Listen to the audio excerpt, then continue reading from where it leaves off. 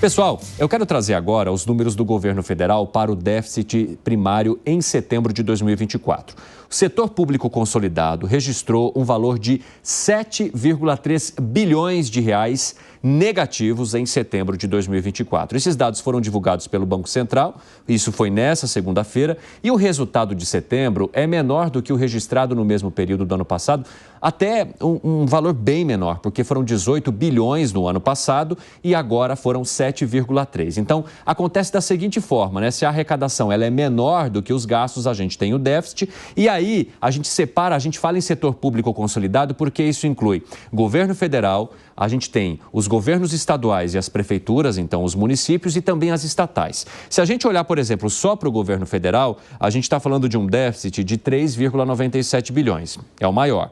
Aí vem estados e municípios com 3,17 e depois empresas estatais com 192 milhões. Então, governo federal, estados e municípios com bilhões e as estatais com 192 bilhões. Agora, Langani, na semana anterior a gente estava falando de um outro déficit que ficou um pouco acima de 5 bilhões. Qual é a diferença daquela conta para essa que foi apresentada hoje pelo Banco Central? Perfeito. Importante essa pergunta, Evandro. Quando a gente está falando do resultado do Tesouro que a gente deu na sexta-feira, é o governo central, governo federal, que inclui Tesouro Nacional, INSS e Banco Central. De acordo com a metodologia do Tesouro, que é receita menos despesas, o déficit foi de 5,3 bilhões de reais. No consolidado do setor público, entra este governo federal, igualzinho o Tesouro, o governo central, com o mesmo critério. Tesouro Nacional, INSS e Banco Central. Só que o do Banco Central deu 3,9 bilhões. Então, peraí, eu estou falando que, de acordo com o Banco Central, deu 3,9 bilhões de déficit. De acordo com o Tesouro Nacional, deu 5,3 bilhões de déficit. Por que que tem essa diferença? Porque são metodologias diferentes. O Banco Central apura o resultado pela variação da dívida, enquanto o Tesouro Nacional por receita menos despesas. Interessante, Langani. Agora eu quero saber de você, Gustavo Segré, o que esse número expõe sobre as nossas contas e de que maneira que ele aumenta a pressão sobre o governo federal para o corte de gastos. Estamos mal, mas estávamos pior. Então, não resolve muita questão. Eu gostaria de prestar atenção, por exemplo, no resultado das estatais. 7,4 bilhões de déficit acumulado janeiro-setembro. Apenas 258% a mais que o mesmo período do ano passado. E a pergunta que não quer calar é, e aí, o que aconteceu? Aqueles que controlam as estatais foram demitidos por incapacidade? Não, não aconteceu nada. O dinheiro não é deles, é nosso. Então pode perder a vontade. O governo, quando a gente olha 12 meses para trás, continua com um déficit superior a 2%.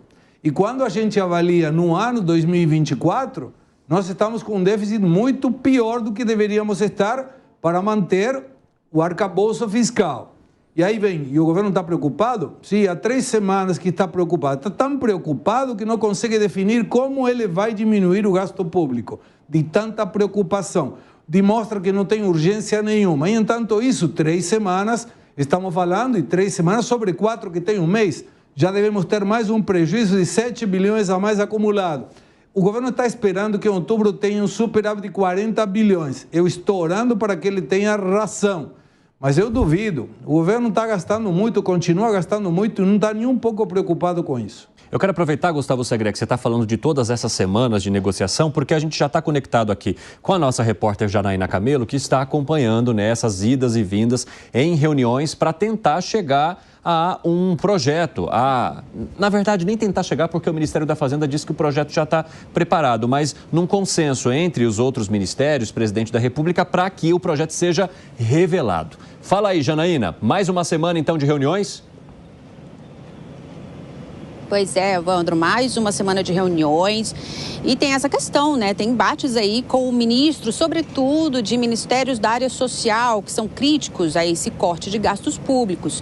Por exemplo, um dos ministros é o ministro de Desenvolvimento Social, o ministro Wellington Dias, que ele tem insistido que esse corte não deve afetar a sua pasta, né? Ele disse, ele não participou da última reunião com o governo, tá? Mas mesmo assim ele tem falado para os jornalistas aí que não deve haver corte de gastos no Bolsa Família ou no BPC, que é aquele programa que beneficia idosos e pessoas com deficiência de baixa renda. Outro ministro também que tem feito aí duras críticas com relação a esse pacote é o ministro Carlos Lupe da Previdência Social. E ele, inclusive, chegou a dizer que não fica no governo, caso haja aí, nas palavras dele, corte de direitos, né? Em relação à Previdência, mas ele defendeu o orçamento do seu ministério, dizendo que, citando aqueles programas do Ministério ali de pente fino, né, para identificar usuários, beneficiários que não têm mais direitos ali aos benefícios. Outro ministro também, que na semana passada, inclusive na última reunião do governo sobre corte de gastos, ele fez duras críticas ali diretamente ao ministro da Fazenda, Fernando Haddad, foi o ministro do Trabalho, Luiz Marinho, preocupado ali com o abono salarial, né? PIS/PASEP também ali com o seguro-desemprego. E aí hoje, Evandro, o Partido dos Trabalhadores assinou um manifesto, divulgou um manifesto assinado junto com outros partidos da base do governo, como o PSOL, por exemplo, PCdoB, e também movimentos sociais críticos a esse pacote de cortes públicos. E nesse documento, eles dizem assim, que o poder financeiro, os mercados e seus porta-vozes na mídia agitam o fantasma de uma inexistente crise fiscal, quando o que estamos vivendo é a retomada dos fundamentos econômicos destruídos pelo governo anterior. Mas olha só, é importante dizer que esse manifesto ele não tem a aprovação aí de todo o Partido dos Trabalhadores. Bom, essas discussões seguem nessa semana. O ministro Fernando Haddad, ele tem dito que ele compreende o mercado, mas que ele tem falado o seguinte, que a ideia é fazer com que a dinâmica das despesas obrigatórias caibam dentro do arcabouço fiscal. Evandro. Muito obrigado pelas informações, Janaína Camelo. Então, vamos trazer os números para vocês que nos acompanham agora para entender por que a pressão aumenta, né? Porque há a divulgação dos números enquanto se espera a divulgação dessas propostas de corte de gastos. Então, como são sempre déficit atrás de déficit, o pessoal fica, opa, e agora, né? O que vai fazer para poder equilibrar essa situação e conseguir manter o arcabouço fiscal, que foi a proposta apresentada também pelo governo federal. Então, se a gente olhar para o setor público consolidado, a gente está falando de 7,3 bilhões em setembro de 2024. Então, o governo federal, como mencionei, com 3,97 bilhões, aí vem estados e municípios com mais 3,17 bilhões e as estatais com déficit de 192 milhões. Agora, se a gente olhar para o rombo lá em setembro de 2023, a gente está falando de um número maior, de 18,07 bilhões.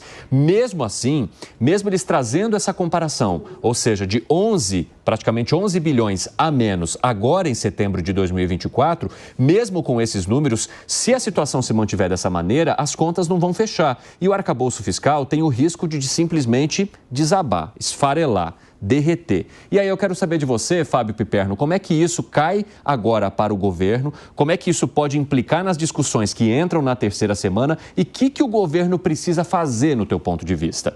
Veja, se vai demorar uma semana a mais ou a menos, isso agora é o menos importante. O importante é que saia uma proposta que possa passar pelo Congresso. Se vai para o Congresso é porque tem também ajustes estruturantes, ou seja, provavelmente um ajuste grande, não vai ser um ajuste, simplesmente um ajuste orçamentário, do tipo, vou cortar 3 numa pasta aqui, 2 ali, porque isso aí o governo pode fazer sem a necessidade de passar pelo Congresso. Queria chamar a atenção para outro dado que está aí, que foi comentado rapidamente lá pelo Segré, e o Alan começou a explicação, que é a questão do déficit das estatais, que no acumulado até setembro bateu aí 7,2 bilhões de reais. Ora, nesse número estão embutidas as estatais federais, estaduais e municipais. As federais têm um déficit de 3,3. O resto, 3,9 alguma coisa, das estaduais e municipais. Só que, e aí vem o que eu queria chamar a atenção, nas últimas semanas, todo mundo, você que está em casa, nós aqui e tal, já recebemos uma série de posts aí de redes sociais assim, Governo Bolsonaro, estatais, superávit de 100 e tantos bilhões de reais. Governo Lula, déficit de 7 e poucos bilhões de reais. Ora, isso é uma fraude. Aliás, um deputado mentiroso e tal assina um desses banners que estão espalhando por aí. O que, nessa conta de 7 e pouco, foi o que o Alan começou a explicar, não entram os resultados da Petrobras e dos bancos.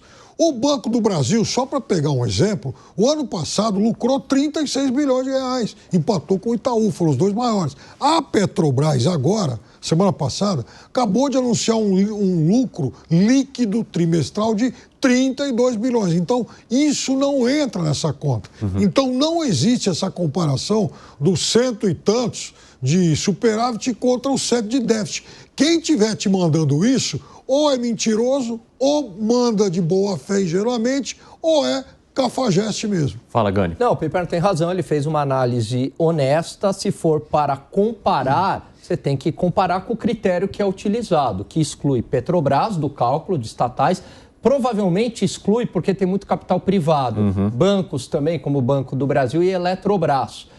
Então, se for para comparar, pegue lá a planilha do Tesouro, né, aliás, do Banco Central, que vai ter lá uma linha e aí compara, porque essa linha já está considerando todas essas exclusões. Fala, Zé. Pois eu acho que crise fiscal, ela vem derrubando governos ao longo da história da humanidade. Eu, conversando com um economista, ele me mostrou, provou que a República foi instaurada diante de uma crise fiscal na monarquia, aqui no Brasil. E logo em seguida, depois de instaurada a República, o regime militar só foi iniciado diante de uma crise forte, uma crise fiscal. E depois o próprio regime militar acabou diante de uma crise fiscal.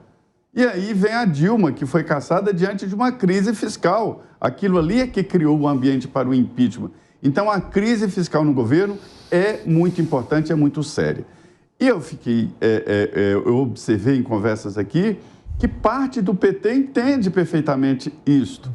Sindicatos, alguns setores não querem, vieram aqui protestar, não querem, imagine, não querem fazer os cortes, ou seja, querem manter o governo desequilibrado. Hoje, a presidente do PT, Gleisi Hoffmann, endossa em parte. Ela afirma que é preciso manter o orçamento, principalmente na área social, mas a frase dela é a seguinte: se o presidente Lula decidir, nós não faltaremos ao PT, ou seja, o PT apoiaria o presidente Lula em caso de cortes. Mas divide. Ninguém gosta de cortar orçamento, ninguém gosta de reduzir gastos. Gastar é o prazer máximo, né? E principalmente gastar o dinheiro dos outros.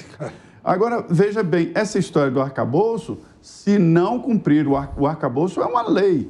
Vai precisar do Congresso Nacional restabelecer novas normas ou para. Se não parar, inclusive áreas essenciais, o presidente pode ser cassado pelas tais pedaladas. Fala, Segré, eu vi que você estava se manifestando ali durante a fala do Piperno, vi alguma cara de ironia, o que foi? Não é ironia, não, é que jogar a culpa no governo Bolsonaro, quando já tem 2 anos de governo Lula, me parece um pouco responsável. Tem que assumir, seria a mesma coisa que eu culpe meu pai pelas frustrações quando eu estou com 60 anos. Isso era quando tinha 15, 20, até... Depois já não cola mais, a responsabilidade do governo, ele sabia o que estava recebendo, então não adianta jogar a culpa no outro. Assuma, resolva e vai para frente. Mas, olha só, suponhamos que no começo do governo Lula tivéssemos um programa desenrola do governo. Zerou a dívida, não tem mais dívida, todo o passado ficou para trás. Estaria negativo de novo. E tem uma questão do arcabouço que está errada. E nós sinalizamos isso quando foi feito o arcabouço. Não determina a responsabilidade fiscal do presidente. O que acontece se não cumpre? Nada. Não acontece nada. Então, isso foi uma falta de responsabilidade dos que votaram a favor do arcabouço, sobretudo da oposição, liberando um caminho para que a gastança continue.